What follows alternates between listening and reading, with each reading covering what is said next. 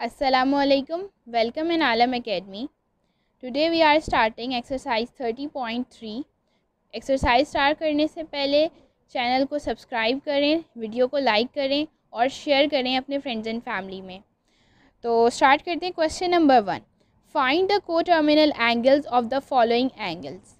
55 degree π/6 यानी ये radian में दिया हुआ है, -45 डिग्री -3 π/4 यानी this again this angle is in radiance.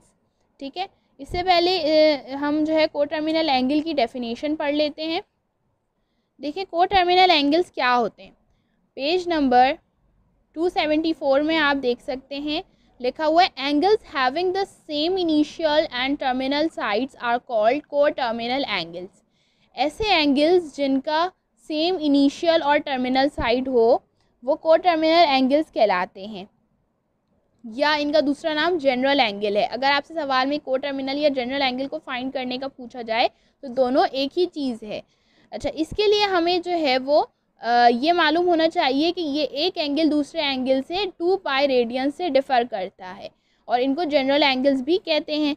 अब देखें, इस एंगल में आपको एरो का साइड इस तरफ दिखाया गया है। आपको पता है कि क्लॉक जब क्लॉक घूमता है, रिवॉल्व करता है, तो वो इस तरफ से घूमता है। ठीक है, इस तरफ घूमता है, यानी उसकी डायरेक्शन इस तरह होती है।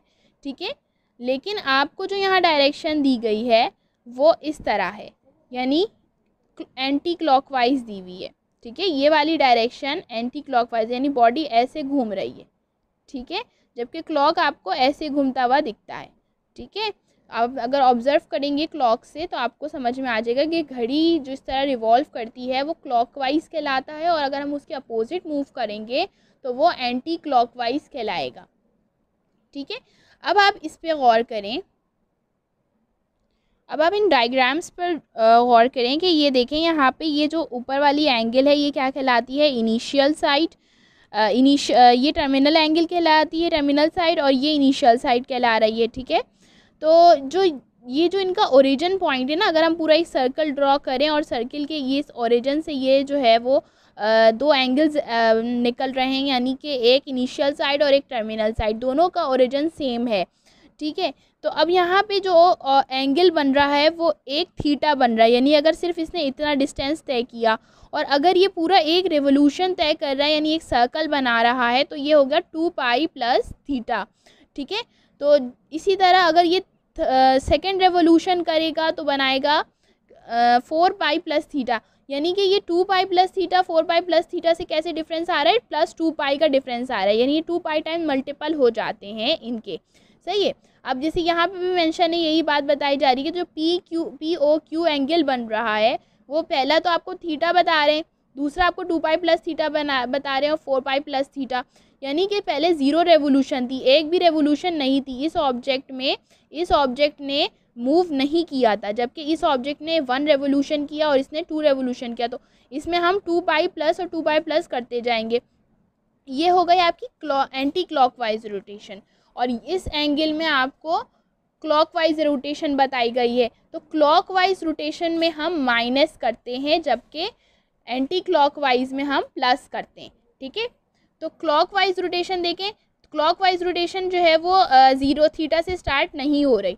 ठीक है, क्लॉकवाइज रोटेशन जो है वो थीटा से स्टार्ट नहीं है, बल्कि वो डायरेक्ट 2π - θ से, नो रेवोल्यूशन है तो आप डायरेक्ट इसको 2π - θ लोगे।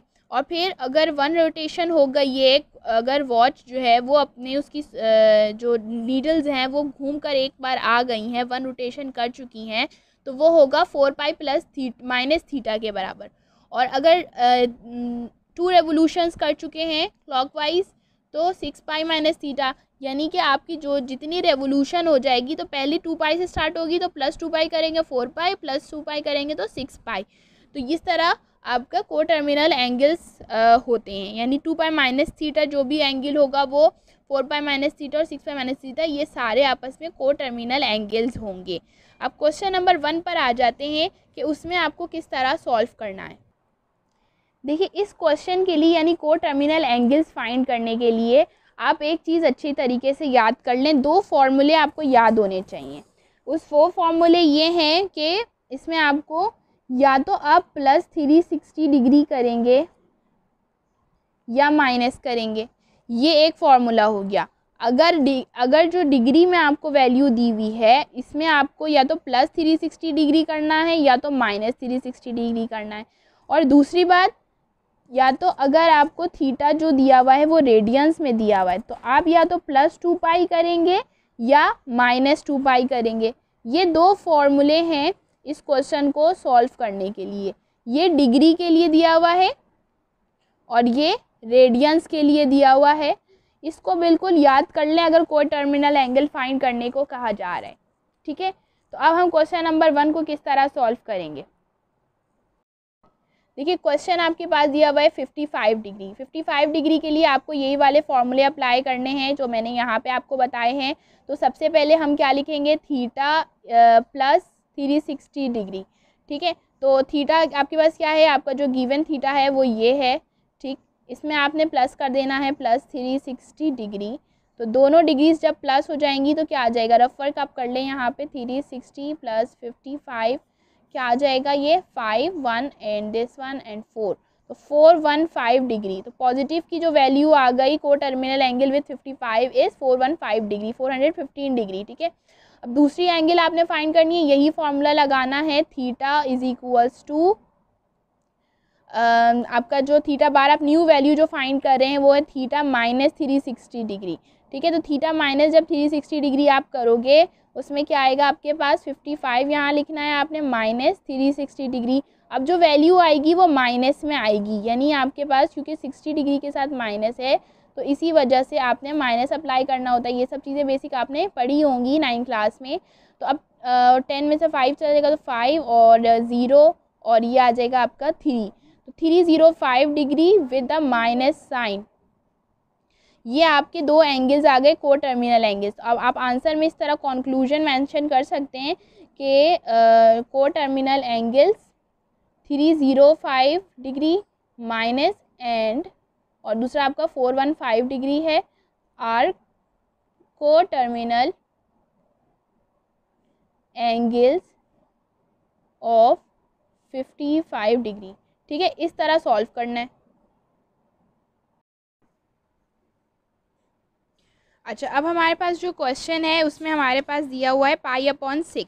ठीक है, तो पाई अपॉन 6 आपने 30.1 वगैरह में सब इतना तो आइडिया आपको हो गया होगा कि ये क्या है, रेडियंस में गिवन है। ठीक है, तो रेडियंस में गिवन होने के लिए हमें क्या करना होता है, हमें इसको जो है वो दूसरा फार्मूला अप्लाई करेंगे। जो पहले वाले में लगा रहे थे हम वो फार्मूला अप्लाई नहीं करेंगे, हम इसमें अप्लाई करेंगे थीटा बार फाइंड करना ना अपने, तो को टर्मिनल एंगल के लिए मैंने ये साइन चूज़ किया है। अब इसको हम अप्लाई करेंगे और ये 2 पाई को आपने इसके साथ प्लस करना है। तो पाई अपॉन 6 लिखें, इसको प्लस कर दे 2 पाई के साथ, इसको ये फ्रैक्शन बन गया। आपको फ्रैक्शन सॉल्व करने आते हैं, क्या करेंगे, एलसीएम लेंगे। इसके नीचे कुछ नहीं है तो 1 है, 1 और 6, एलसीएम क्या आएगा, 6 आ जाएगा।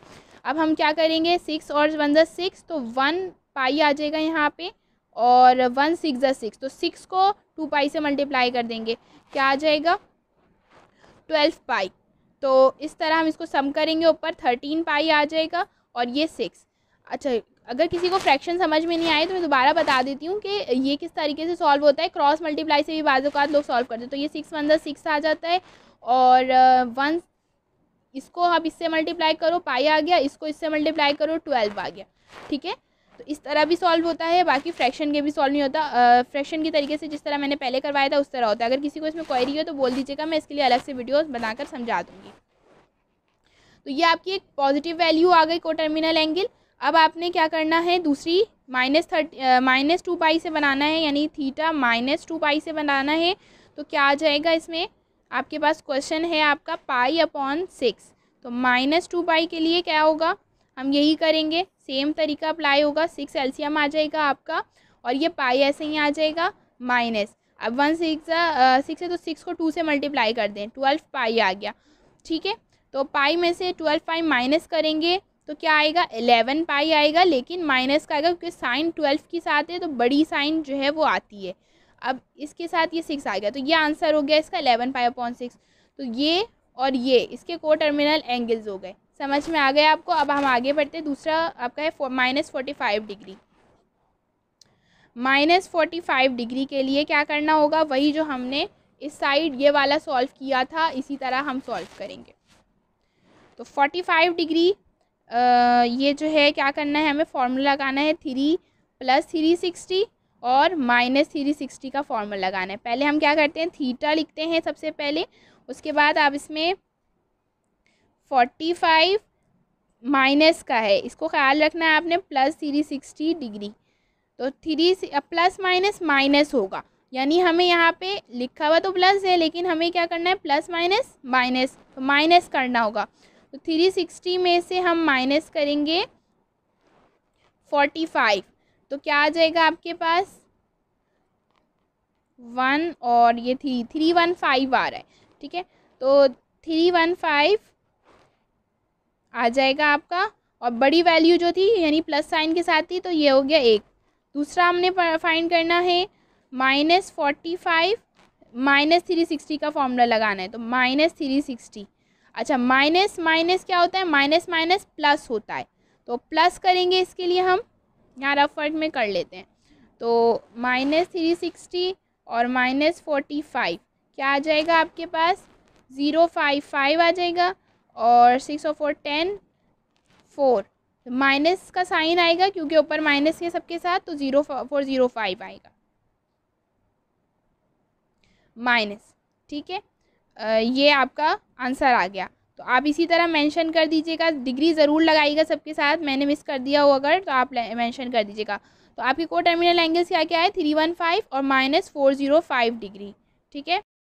अच्छा, लास्ट पार्ट हम कर रहे हैं नंबर 4 क्वेश्चन नंबर 1 का, ठीक है। इसमें -3π/4 आपको दिया हुआ है, तो जब यहाँ पे रेडियन में दिया हुआ होगा तो हमारा फॉर्मूला क्या लगेगा, थीटा +2π या थीटा -2π, ये दोनों फार्मूले आपने अप्लाई करने हैं। तो पहले हम +2π वाला फार्मूला अप्लाई करते हैं, ठीक है। तो फार्मूले में हमारे पास है थीटा, आपको को टर्मिनल एंगल फाइंड करना है, -3π/4 लिखेंगे और +2π कर देंगे। एलसीएम लेके सॉल्व करना होगा। एलसीएम क्या आ जाएगा आपके पास, जब यहाँ 1 है, कुछ भी नहीं है तो 1 है, तो 1 और 4 4 आ गया, इसके साथ आ जाएगा, इसको क्रॉस मल्टीप्लाई कर ले, -3π आ जाएगा इधर, और 4 2 ज़ा 8, तो +8π आ जाएगा, ठीक है। ये मेथड अप्लाई कर ले, इजी होता है ये एलसीएम लेने के लिए। तो इसकी तरह आपके आंसर आ जाएगा 4, और अच्छा यहाँ पे हमारे पास क्या आ जाएगा, 5π आ जाएगा, ठीक है। और प्लस का आएगा क्यों, क्योंकि 8π आपका जो है वो बड़ी वैल्यू थी यहाँ पे, तो +5π आंसर आ गया। तो ये वैल्यू आपकी एक आ गई को टर्मिनल एंगल। दूसरी को टर्मिनल एंगल हम फाइंड करते हैं -2π की वैल्यू से। तो दूसरी को टर्मिनल एंगल आपकी क्या आ रही है, इसमें हम -3π/4 लिखेंगे, -2π कर देंगे। तो इसके लिए एलसीएम लेना है, वही प्रोसेस रिपीट करना है। एलसीएम 4 ही आएगा क्योंकि नीचे कुछ नहीं है, तो 1 है, 4 1 ज़ा 4। अब क्रॉस मल्टीप्लाई कर लें, 1 3 -3π से मल्टीप्लाई होकर क्या आ जाएगा, -3π आ जाएगा, और 4 2 ज़ा 8 आएगा, और ये माइनस है यहाँ पे, 8π आ जाएगा। अब देखिए माइनस माइनस क्या होता है, प्लस होता है, तो हम यहाँ पे प्लस करेंगे, माइनस माइनस प्लस, तो प्लस करने से 8 9 10 11 आ जाएगा आपका, -11π/4। ये आपके आंसर्स आ गए। तो अब आप इसी तरह इसके आंसर लिख दीजिएगा कि coterminal angle of -3π/4 is 5π/4 and -11π/4। Book से सारे आंसर ठीक आए हैं, मैंने चेक कर लिया है। इसमें आपको कोई क्वेरी हो तो आप पूछ सकते हैं कमेंट बॉक्स में। Thank you.